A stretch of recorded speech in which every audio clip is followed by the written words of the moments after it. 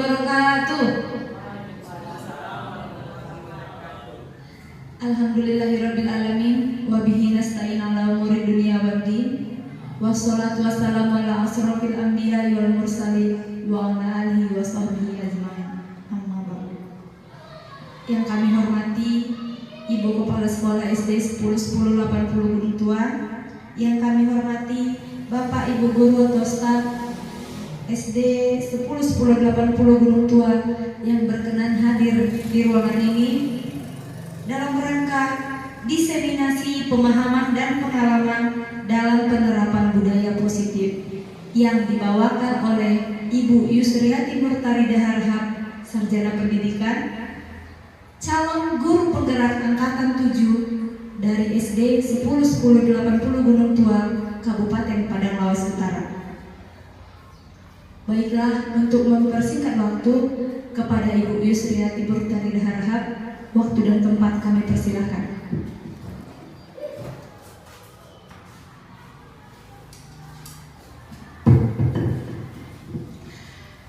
Terima kasih saya ucapkan kepada Ibu. Selanjutnya, Assalamualaikum warahmatullahi wabarakatuh. Yang saya hormati Ibu Kepala Sekolah SD Negeri 1 Gunung Tua, yang saya hormati, yang saya banggakan Bapak Ibu yang hadir, yang berkenan hadir untuk mengikuti kegiatan dalam penyelesaian tugas saya pada aksi nyata modul 1.4. Marilah kita panjatkan puji dan syukur kepada Allah Subhanahu wa taala yang memberikan kita nikmat kesehatan, kesempatan sehingga kita bisa berkumpul di ruangan yang berbahagia ini. Salawat serta salam kita sanjungkan kepada ruh Nabi besar Muhammad SAW yang selamanya kita nantikan di kemudian hari. Baiklah, pada hari ini kepada Bapak Ibu yang hadir di sini, pada kesempatan ini saya akan menyampaikan ilmu, ya, berbagi ilmu. Tetapi di sini saya bukan mengajari, bukan menggurui. Di sini saya hanya ingin berdiskusi, sharing tentang penerapan budaya positif di sekolah kita. Diseminasi pemahaman pengalaman dalam penerapan budaya positif. Nah, dalam budaya positif ini ada 7 yang mau saya sampaikan. Di sini seperti kata bijak, apabila ilmu sedikit kita bagi akan bermanfaat, tetapi sebaliknya, jika ilmu kita banyak tetapi kita tidak bagi, sama saja tidak bermanfaat. Baiklah Bapak Ibu Guru SD Negeri 1 Gunung Tua, sebelum kita lanjut ke konsep utama budaya positif yang terdiri dari 7 poin, saya akan menyampaikan sedikit tentang budaya positif. Yang mana kita ketahui bahwa budaya positif di sekolah yaitu nilai dan kebiasaan di sekolah yang berpihak pada murid agar mereka dapat berkembang menjadi pribadi yang kritis, penuh hormat dan bertanggung jawab sesuai dengan profil pelajar Pancasila.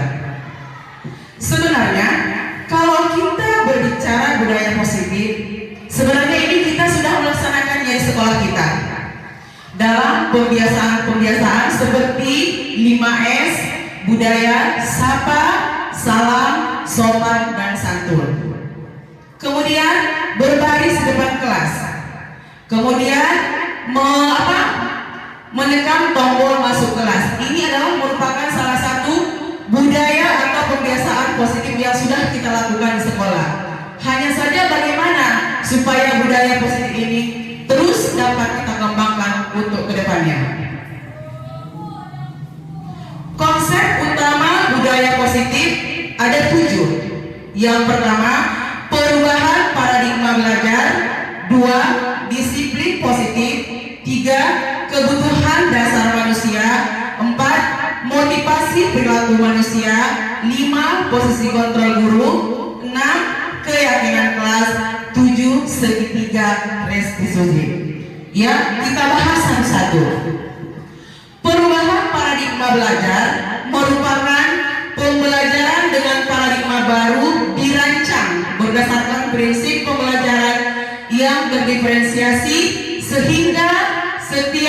siswa dapat belajar sesuai dengan kebutuhannya dan setiap perkembangannya untuk mewujudkan profil pelajar Pancasila. Nah, dari perubahan paradigma belajar ini, maksudnya di sini adalah bahwa setiap anak itu memiliki keunikan tersendiri, memiliki karakter yang berbeda-beda, ya. Jadi di sini kita sebagai guru, sebagai tenaga pendidik, jangan menyamaratakan kemampuan si anak. Nah, disinilah pentingnya pembelajaran berdiferensiasi, ya Bapak Ibu. Sehingga nanti anak itu mudah kita arahkan mau kemana dia, apa sih bakatnya, pembelajaran apa yang cocok untuknya. Selanjutnya, disiplin positif. Kalau kita berbicara disiplin positif, apa sih yang timbul di pikiran kita sekarang berbicara positif? Tentunya kalau disiplin itu apa yang timbul di benak kita? Tentunya aturan, ya, aturan, kepatuhan. Nah, dalam budaya kita, makna kata disiplin dimaknai menjadi sesuatu yang dilakukan seseorang pada orang lain untuk mendapatkan kepatuhan. Kita cenderung menghubungkan kata disiplin dengan ketidaknyamanan. Kemudian, sebagai pendidik, salah satu tujuan kita adalah menciptakan murid yang memiliki disiplin diri, sehingga mereka berperilaku yang mengacu kepada nilai-nilai kewajiban universal dan memiliki motivasi intrinsik bukan ekstrinsik. Kemudian disiplin positif merupakan salah satu cara pembenaran untuk menumbuhkan kesadaran serta memberdayakan anak untuk melakukan sesuatu tanpa mengharapkan imbalan, sogokan maupun hukuman. Nah, disinilah yang perlu kita pahami, bahwa disiplin positif itu hendaknya kita tanamkan pada diri siswa. Motivasinya itu muncul dari dalam diri, bukan karena sogokan, imbalan, atau penghargaan. Contohnya, dia datang terlambat gara-gara aku takut dimarahi ibu guru, ya kan? Nanti aku nggak dimasukkan ke dalam kelas, ya kan? Jadi itu masih disiplinnya itu datangnya, motivasinya itu dari luar dirinya, belum dari dalam. Nah, jadi bagaimana anak itu supaya menghargai nilai-nilai kebajikan universal yang ada pada dirinya, sehingga anak kita ini melakukan atau mematuhi aturan itu bukan karena sogokan, imbalan, penghargaan, dan sebagainya. Ya, kita lanjut Bapak Ibu. Selanjutnya yaitu kebutuhan dasar manusia. Ini mungkin saya juga ini baru dapat dari CGP, ya kan, dari CGP Angkatan 7 pada materi budaya positif. Kebutuhan dasar manusia. Kita sering melihat anak itu nakal, susah diatur, terlambat. Sebenarnya itu adalah karena dia hilang salah satu kebutuhan dasarnya. Ya, di sini kebutuhan dasar manusia itu ada 5. Yang pertama, bertahan hidup. Yang kedua, kasih sayang atau bisa diterima. 3, penguasaan. 4, kebebasan. 5, kesenangan. Jadi apabila ini komplit dalam diri anak atau diri seseorang, dia akan nilai-nilai yang ada pada dirinya itu akan bagus. Dia tidak akan menyimpang dari yang kita harapkan. Contohnya bertahan hidup. Apa sih itu yang dikatakan dengan bertahan hidup? Kan begitu. Bertahan hidup itu seperti manusia itu butuh makan, butuh minum, butuh tempat tinggal, atau yang lebih jelasnya adalah sandang pangannya.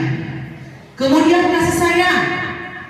Setiap manusia, setiap anak pasti membutuhkan kasih sayang, baik dari orang tua, baik dari keluarga, baik dari guru maupun masyarakat.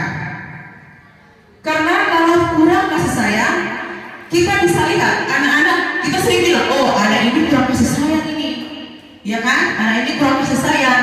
Jadi apa yang harus kita lakukan untuk itu? Jadi kita lihat dulu, kita cari tahu dulu bagaimana sih kehidupan dia. Ya, kemudian yang ketiga adalah penguasaan. Setiap anak itu apalagi bertemannya ingin jadi pemimpin, ya kan? Ingin jadi pemimpin, ingin jadi diapakan temannya, disakiti temannya mungkin, ya kan? Kemudian kebebasan. Anak ini atau peserta didik itu salah satunya adalah memiliki kebebasan, yaitu kebebasan dalam belajar, misalnya merdeka belajar. Jadi di sini dihimbau kepada Bapak Ibu guru supaya bisa melakukan pembelajaran yang berpihak pada murid. Ya, itu tadi dengan cara mengadakan refleksi ya, baik di awal maupun di akhir. Yang terakhir kesenangan. Kita juga salah satu kebutuhan dasar manusia yang penting itu adalah kesenangan. Ya, kesenangan. Apa sih yang menjadi kesenangan kita gitu? Tapi dalam arti dia itu ke arah yang positif ya. Jadi apabila kelima kebutuhan dasar manusia ini terpenuhi, akan kecil sekali, bahkan tidak terjadi kemungkinan dia lari dari nilai-nilai kebaikan. Lanjut, motivasi perilaku manusia. Motivasi itu adalah dorongan. Motivasi merupakan dorongan yang timbul pada diri seseorang, baik secara sadar ataupun tidak sadar, untuk melakukan sesuatu tindakan dengan tujuan tertentu. Yang pertama menghindari ketidaknyamanan dan hukuman. Yang kedua, menghargai nilai-nilai kebaikan diri sendiri. Yang ketiga, mendapatkan imbalan ataupun penghargaan dari orang lain. Ini tadi kembali lagi kita ke disiplin positif. Ya, kembali lagi kita ke disiplin, bahwasanya motivasi perilaku anak itu ada dia dari dalam diri, ada dia dari luar. Tetapi yang mau kita kembangkan, yang mau kita temukan, bagaimana supaya motivasi itu datangnya dari dalam diri sendiri atau intriksinya, sehingga dia bukan mematuhi peraturan itu bukan karena takut dihukum, karena mengharapkan imbalan, mengharapkan pujian dan sebagainya. Selanjutnya, posisi kontrol. Ini sangat penting untuk kita ketahui bagi seorang guru. Posisi kontrol guru. Apa sih yang dimaksud dengan posisi kontrol guru? Kan begitu. Ini adalah posisi kita dalam menyelesaikan masalah kepada peserta didik. Ada 5. Yang pertama, posisi kontrol menghukum. Yang kedua, pembuat merasa bersalah. Yang ketiga, teman. Yang keempat, pemantau. Dan yang kelima adalah manajer. Yang bagaimana sih yang dikatakan dengan penghukum? Rata-rata guru melakukan posisi kontrol. Saya juga, sebelum saya mengetahui ini, saya selalu posisi kontrol saya itu adalah sebagai penghukum. Karena ini saya rasa merupakan penyelesaian masalah dengan cepat. Ciri-ciri posisi kontrol seorang guru sebagai penghukum adalah datang murid dia marah-marah. Misalnya terlambat, langsung kemana itu tepat, ya kan? Agak kasar ngomongnya, karena matanya melotot, menghardik dan sebagainya. Itu adalah salah satu posisi kontrol penghukum. Yang kedua, pembuat merasa bersalah. Dan nanti dari kelima ini kita tahu di mana posisi kita yang sebenarnya, posisi kontrol kita. Yang kedua, pembuat merasa bersalah. Kalau guru, posisi kontrolnya pembuat merasa bersalah biasanya hening. Suara gurunya lemah lembut, jadi membuat si anak merasa bersalah ataupun rendah diri. Yang ketiga adalah posisi kontrol sebagai teman. Ini biasanya guru dalam menyelesaikan masalah itu, dia agak ramah sama muridnya, senyum-senyum sama muridnya. Tapi ini memiliki nilai positif dan negatif. Positifnya adalah dia bisa lebih dekat dengan gurunya. Kalau dia nilai negatifnya, apabila gurunya tidak bisa membantu dia lagi, tidak bisa membantu satu masalah, dia akan kecewa, bahkan benci dengan gurunya. Jadi posisi kontrol ini juga masih kurang maksimal lah gitu. Yang keempat adalah posisi pemantau. Ya, posisi pemantau ini, ciri-ciri seorang guru yang melakukan posisi kontrol sebagai pemantau adalah adalah sedikit tegas. Ya, sedikit tegas. Kemudian kayak ini, dia hanya melakukan hukuman itu sesuai dengan konsekuensi. Artinya begini, biasanya kita anak-anak terlambat kita sudah kesal ini, ya kan? Kita sudah di luar, nggak boleh masuk, ya kan? Dalam apa di luar jam itu. Nah, kalau dia posisi pemantau itu adalah dia masukkan ini anak, ayah silahkan masuk. Tetapi nanti kamu tidak ikut istirahat. Jadi intinya anak ini boleh masuk dan tidak ketinggalan pelajarannya. Jadi nyambung dia hukuman dengan konsekuensinya. Nah, atau misalnya air tumpah di meja, datang seorang guru, udah, kamu bersihkan kamar mandi, ya kan? Seharusnya nggak seperti itu. Ayo nak, bagaimana caranya supaya meja itu kering kembali? Jadi dia sesuai dengan perbuatan yang dilakukannya gitu. Ya, kalau dia posisi pemantau. Jadi konsekuensinya itu karena kamu terlambat, dah kamu nggak ikut istirahat nantinya. Jadi nyambung dia anak nggak ketinggalan, ya, tetapi dia tetap mendapatkan hukuman sesuai dengan kesalahannya. Yang terakhir adalah posisi manajer. Nah, posisi manajer ini adalah memang posisi yang paling maksimal, paling efektif untuk kita lakukan. Kenapa saya katakan seperti itu? Karena posisi manajer ini adalah mempersilahkan siswa untuk mempertanggungjawabkan perbuatannya, kemudian bekerja sama dengan siswa bagaimana cara menyelesaikan masalahnya. Intinya di sini adalah posisi manajer itu tegas dan dia tidak mencari kesalahan daripada siswa, tapi cenderung mengajak siswa bagaimana supaya berhasil menemukan solusi agar dia tidak melakukan kesalahan yang sama lagi. Ya, lanjut Bapak Ibu. Nah, ini keyakinan kelas. Ya, keyakinan kelas. Keyakinan kelas merupakan salah satu disiplin positif yang bisa diterapkan dalam membangun budaya positif di sekolah. Saya rasa ini Bapak Ibu guru sudah membuatnya di kelas, bahkan sudah menempelkannya di dinding. Nah, cuma dalam penyusunan keyakinan kelas ini atau kesepakatan kelas, jangan kita yang buat, ya, jangan gurunya yang membuat, tetapi kita bersama siswa kita tanyakan apa yang bisa menjadi kesepakatan kelas kita, ya.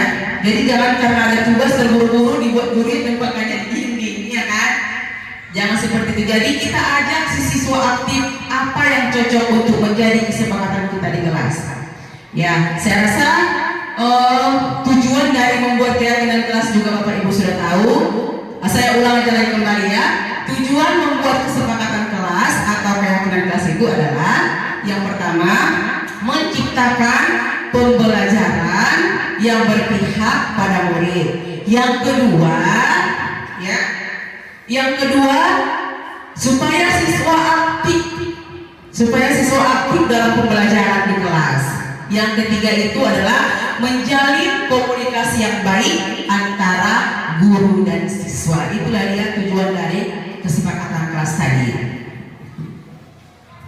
Yang terakhir adalah segitiga restitusi. Ini sebenarnya tidak jauh beda dengan posisi kontrol dulu sebagai manajer, ya. Segitiga restitusi ini adalah penyelesaian masalah tanpa mencari siapa yang salah, tetapi bagaimana mencari solusi agar si anak tidak melakukan kesalahan yang sama. Nah, dalam penyelesaian segitiga restitusi ada 3 tahapan yang perlu untuk diketahui. Ya, yang pertama adalah menstabilkan identitas. Yang kedua, memvalidasi tindakan yang salah, dan yang ketiga, menanyakan tindakan kelas. Nah, maksudnya di sini menstabilkan identitas adalah, misalnya anak itu kita panggil, ya kan? Kita panggil, kita tanya apa kabarnya, ya kan? Sehat atau tidak? Kemudian kita tanya alasannya, kenapa dia berbuat kesalahan, kenapa dia datang terlambat sekolah, kenapa dia berbuat seperti itu, gitulah ceritanya. Apa alasan dari perbuatannya, ya. Kemudian memvalidasi tindakan. Kemudian memvalidasi tindakan ini, itulah tadi yang saya sampaikan, yaitu mencari alasan, ya, mencari alasan kenapa dia tadi melakukan hal-hal yang tidak sesuai dengan keyakinan kelas kita. Kemudian kita tanya dia, yang ketiga, menanyakan tindakan kelas. Apakah dia sudah melanggar keyakinan kelas kita? Apakah itu baik atau bagaimana? Dan selanjutnya kita cari, apa sih? Kita tanya, apa sih yang bisa kamu lakukan agar kamu tidak melakukan kesalahan itu lagi? Jadi intinya kita kembalikan sama dia, bukan kita yang menentukan. Kita kembalikan lagi kepada sekarang. Apa solusi apa yang bisa dia lakukan untuk menyelesaikan masalah tersebut, ya. Jadi bukan dari kita, harus dari dia, dari anaknya gitu. Tetapi tetap kita bantu. Itulah modul budaya konsep pada materi budaya, yaitu tadi ada 7 yang mau saya sampaikan dan berbagi kepada Bapak Ibu. Nah, di sini apabila Bapak Ibu ingin menanyakan, silahkan saya kasih waktunya. Dipersilakan, boleh? Ada yang bertanya?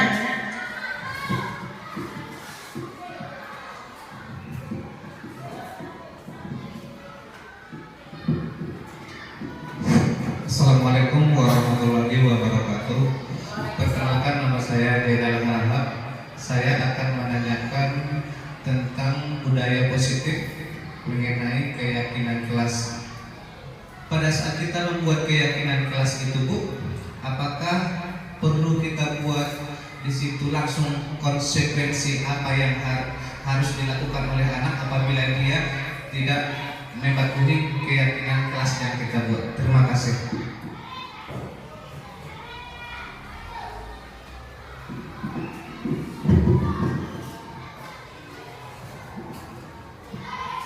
Ya, terima kasih saya ucapkan kepada Pak Jenal yang memberikan pertanyaan. Apakah dalam penyusunan keyakinan kelas kita langsung membuat konsekuensinya, ya kan? Sebenarnya saya rasa itu bagus juga, gitu ya kan? Itu bagus juga karena yang perlu kita perhatikan bahwasanya memang dalam penyusunan keyakinan kelas itu hindari kata-kata jangan, ya, hindari kata-kata jangan, intinya yang negatif. Jadi kalau misalnya dia melanggar peraturan atau keyakinan kelas tadi, langsung ada konsekuensinya, bagus sekali, ya. Saya rasa bagus, ya. Tetapi bagaimana menegurnya itu kita buat tentang apa tadi? Segitiga bisa dia, Pak, ya, istilahnya. Apabila anak itu melakukan kesalahan, jangan langsung kita marahi di depan teman-temannya, karena dia akan merasa malu, rendah diri, ya. Ya. Kemudian saya tambahkan lagi. Tadi saya katakan dalam penyusunan atau pembuatan keyakinan kelas tadi, hindari kata-kata negatif. Kita ubah menjadi positif. Contohnya, jangan datang terlambat. Kita gantilah itu dengan datanglah tepat waktu. Seperti itu, ya, Ibu, ya. Ya, ada lagi? Ada lagi yang bertanya? Ibu Mina, silakan. Itu saja yang dapat yang saya sampaikan. Saya sebagai calon guru penggerak angkatan 7 mengucapkan terima kasih banyak kepada Bapak Ibu guru yang telah berkenan hadir untuk mendukung saya sebagai calon guru penggerak angkatan 7. Ya, sekian dari saya. Assalamualaikum warahmatullahi wabarakatuh. Selamat pagi untuk kita semua. Bismillahirrahmanirrahim. Assalamualaikum warahmatullahi wabarakatuh. Saya Mas Nurilan Harahap, SPD MSI, Kepala Sekolah SD Negeri 101080 Gunung Tua, tempat di mana Ibu Yusriati Murtaridah Harahap mengajar. Saya merasa bangga dan senang atas motivasi dan kinerjanya, terlebih setelah mengikuti program guru penggerak. Diseminasi pemahaman dan pengalaman dalam penerapan budaya positif yang telah dilakukan oleh Ibu Yusriati Murtaridah Harahap merupakan aksi nyata modul 1.4 dalam program guru penggerak. Mudah-mudahan pengimbasan ini bersifat permanen dan tentunya apa yang disampaikan Ibu Yusriati akan menjadi motivasi dan contoh bagi Bapak Ibu guru SD Negeri 10.1080 Gunung Tua dengan harapan budaya positif dapat diterapkan di sekolah.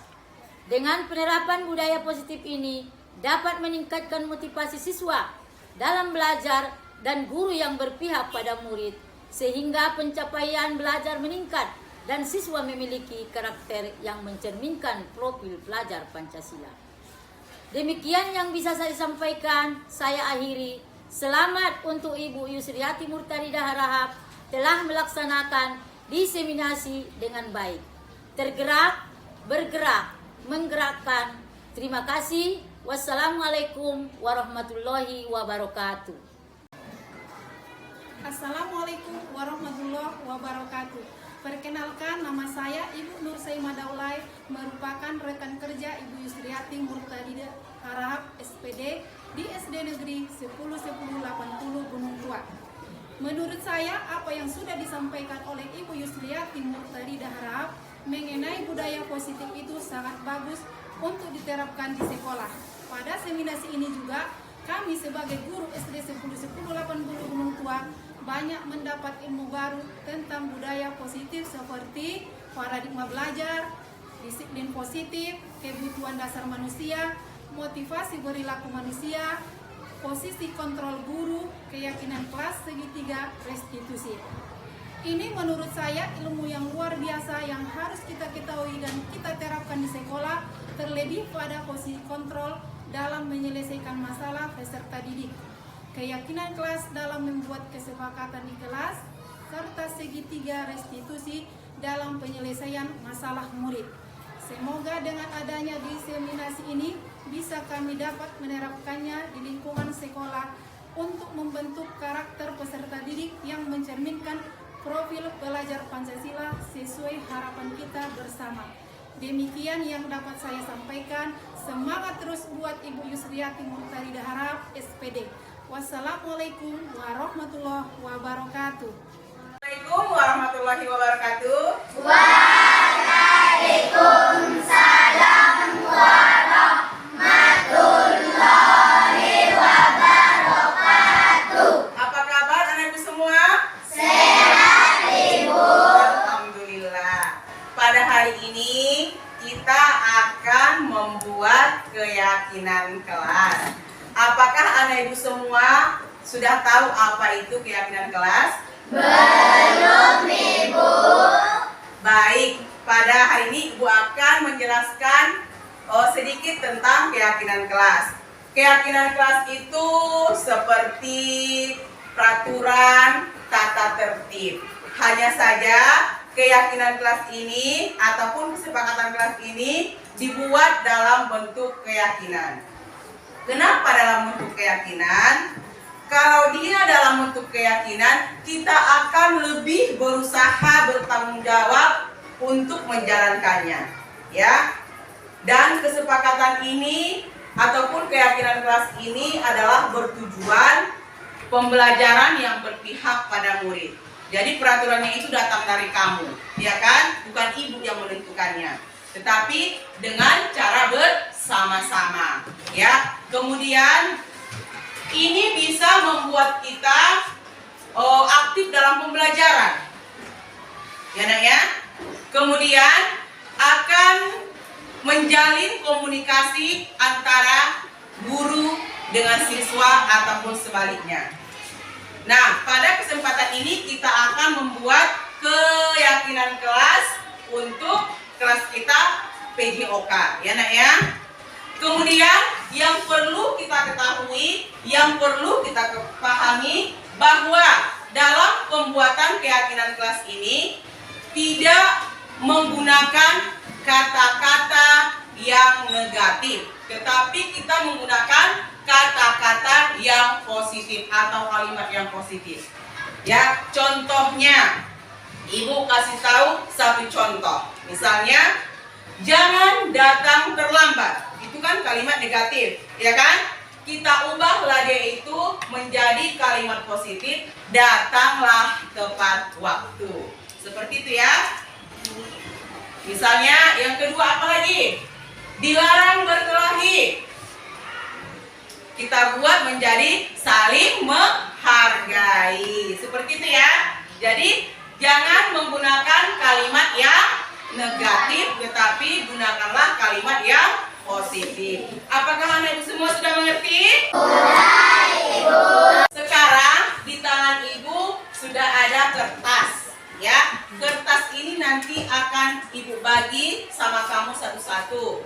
Tugas kamu adalah tuliskan satu saja yang menurut kamu cocok, tepat untuk keyakinan kelas kita. Bisa ya semua? Bisa, Ibu.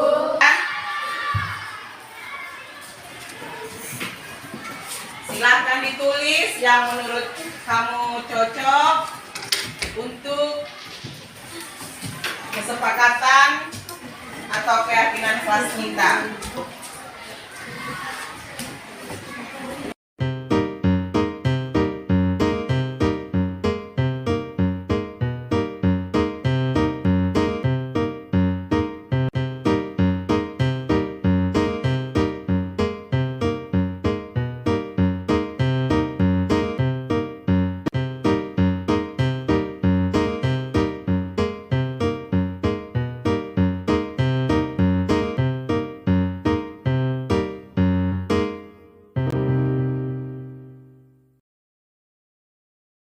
Kalau begitu, silahkan tempelkan hasilnya di kertas yang sudah ibu sediakan. Mulai dari si Rehan ya, ya Rehan.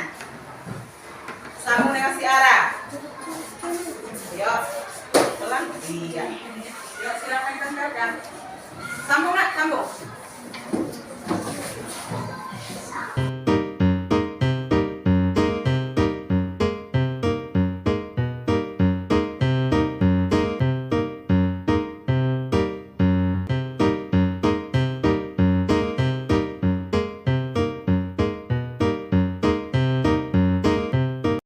Ini sudah selesai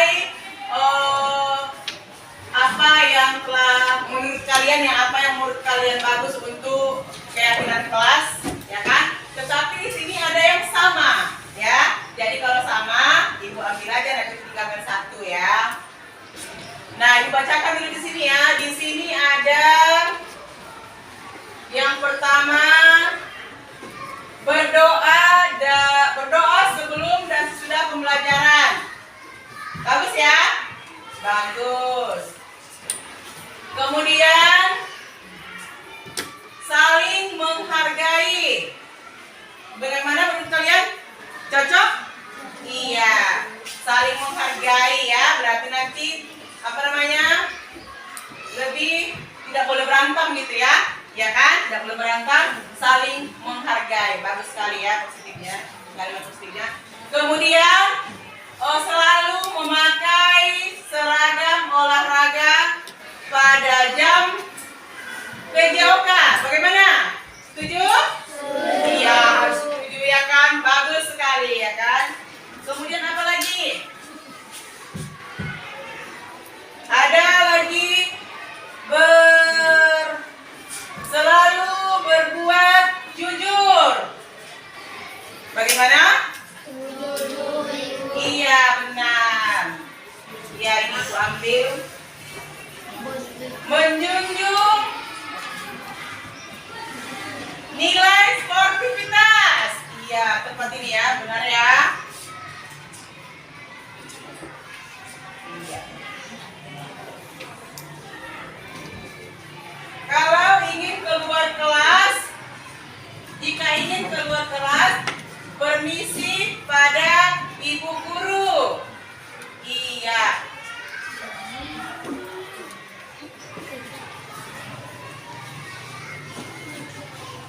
Ya, jadi di sini ibu ambil, ini rekan-rekan sama semua ya, makanya ibu ambil jadi yang tinggal hanya 1, 2, 3, 4, 5, 6, 7, 8, 9. Bagaimana? Setuju dengan kesepakatan kelas kita? Setuju, Ibu. Iya, dengan terbentuknya keyakinan kelas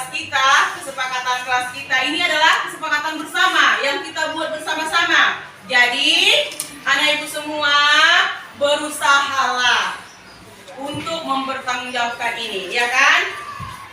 Bagaimana supaya kegiatan belajar kita itu semakin meningkat, ya, karena aktif dalam pembelajaran, komunikasi yang baik dengan guru, ya. Tentunya ini harapannya itu dia, ya, nah, harapannya itu kesepakatan kelas ini dibuat adalah untuk meningkatkan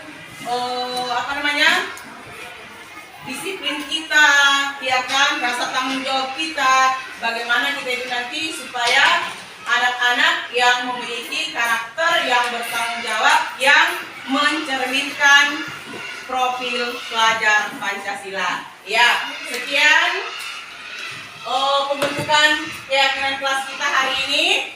Ibu sudahi dengan Assalamualaikum warahmatullahi wabarakatuh. Waalaikumsalam warahmatullahi wabarakatuh. Assalamualaikum warahmatullahi wabarakatuh. Tadi kami membuat keyakinan kelas bersama-sama. Saya sangat senang sekali. Semoga kami dapat melaksanakannya dengan baik. Terima kasih. Assalamualaikum warahmatullahi wabarakatuh. Assalamualaikum warahmatullahi wabarakatuh. Perkenalkan, nama saya Andi Putri Humaira Siregar. Saya dari kelas 6C. Perasaan saya dan teman-teman saya sangatlah senang. Semoga dengan adanya keyakinan kelas membuat kami menjadi disiplin, bertanggung jawab, dan aktif dalam pembelajaran. Wassalamualaikum warahmatullahi wabarakatuh. Assalamualaikum warahmatullahi wabarakatuh. Perkenalkan, nama saya Nazia Fadila. Saya dari kelas 6C. Saya sangat setuju adanya keyakinan kelas PJK yang dibuat secara bersama dan kami berusaha untuk bertanggung jawab untuk melaksanakannya. Assalamualaikum warahmatullahi wabarakatuh.